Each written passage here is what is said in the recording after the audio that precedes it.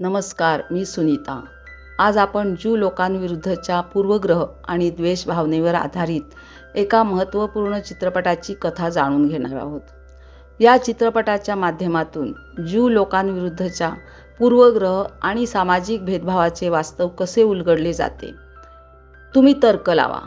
दिग्दर्शक इलिया कझान यांचा gentleman's agreement हा 1947 सालचा विचारप्रवर्तक चित्रपट अमेरिकन समाजातील ज्यू लोकांविरुद्ध असलेल्या सूक्ष्म पण खोलवर रुजलेल्या भेदभावावर थेट भाष्य करतो. त्या काळात इतक्या स्पष्टपणे हा विषय मांडणारा हा एक अत्यंत महत्त्वाचा आणि धाडसी चित्रपट मानला जातो. फिलिप शायलर ग्रीन हा विधुर पत्रकार आई आणि मुलगा टॉमीसह न्यूयॉर्क सिटी येथे येऊन स्मिथ्स वीकलीमध्ये नोकरी स्वीकारतो. त्याला ज्यू विरोधी पूर्वग्रहांवर लेखमाला लिहिण्याची जबाबदारी मिळते. सुरुवातीला तो अनुत्साही असतो, पण मुलगा टॉमीच्या निरागस प्रश्नांमुळे विषयाची गंभीरता त्याला जाणवते. भेदभाव समजून घेण्यासाठी फिल स्वतःला ज्यू म्हणून सादर करण्याचा निर्णय घेतो. I was Jewish for 6 months या अनुभवातून त्याला समाजातील उघड आणि सूक्ष्म भेदभावाचा प्रत्यक्ष सामना करावा लागतो. तपासादरम्यान नाव बदलल्यावरच नोकरी मिळाल्याचे समोर येते, ज्यातून सभ्यतेच्या आड लपलेला भेदभाव उघड होतो. लेख अधिक प्रामाणिक करण्यासाठी तो आपली खरी ओळख गुप्त ठेवतो.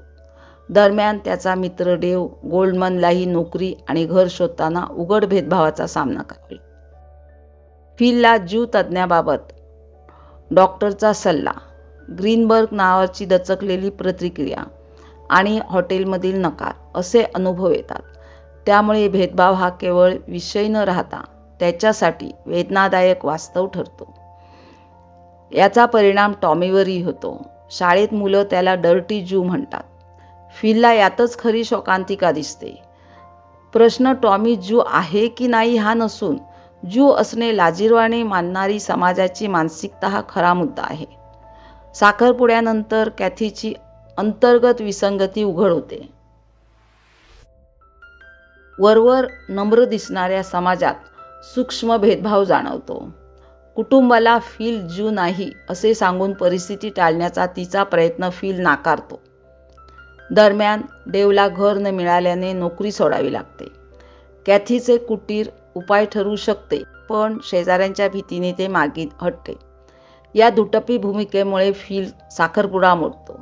शेवटी त्याचा लेख I was Jewish for 8 weeks प्रकाशित होतो. सत्य उघड झाल्यावर तो शांतपणे विचारतो, मी काल जसा होतो तसाच आज आहे, मग फरक कुठे? चित्रपटाचा मुख्य आशय स्पष्ट होतो. फरक माणसात नसतो, तो मनोवृत्तीत आणि श्रेष्ठत्वाच्या भावनेत दडलेला असतो.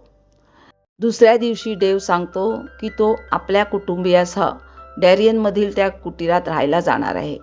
कॅथी मात्र शेजारी बहिणीकडे राहण्याचा निर्णय घेते, जेणेकरून डेवच्या कुटुंबाला कोणताही त्रास होऊ नये. कॅथीचा हा ठाम आणि धाडसी निर्णय फिलच्या मनाला स्पर्श करतो आणि दोघांमध्ये पुन्हा समेट होतो.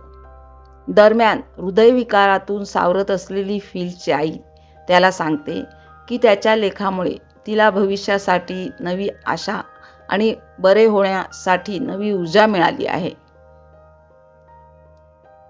हा चित्रपट जो केवळ कथा सांगत नाही तर समाजाचा आरसाच आपल्यासमोर ठेवतो.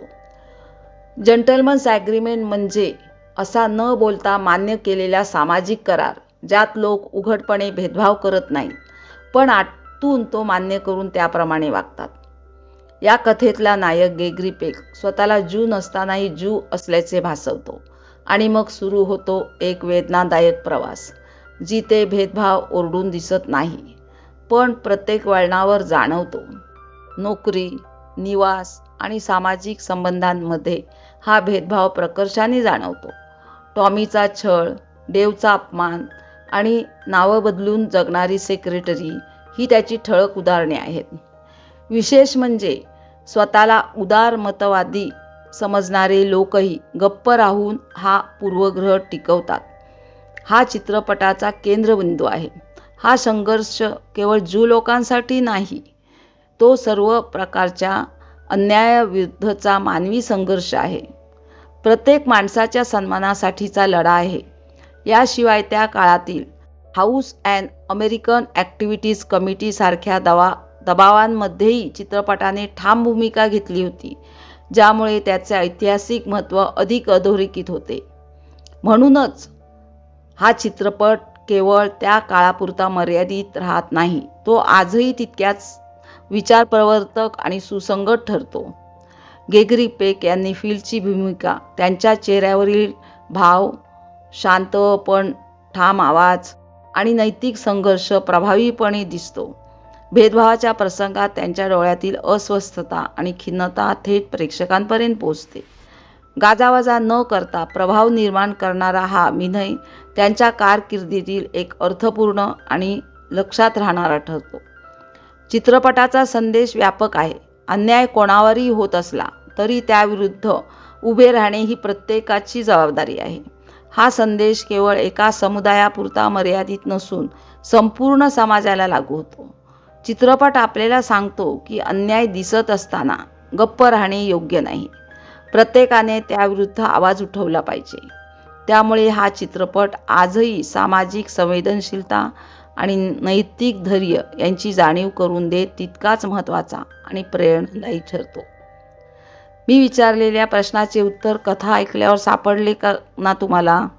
आवडली का कथा? लवकरच हा चित्रपट पहा आणि तुमचे विचार आम्हाला कमेंट्समध्ये नक्की कळवा. मी पुन्हा नवीन कथा घेऊन भेटीला येणार आहे. धन्यवाद. नमस्कार.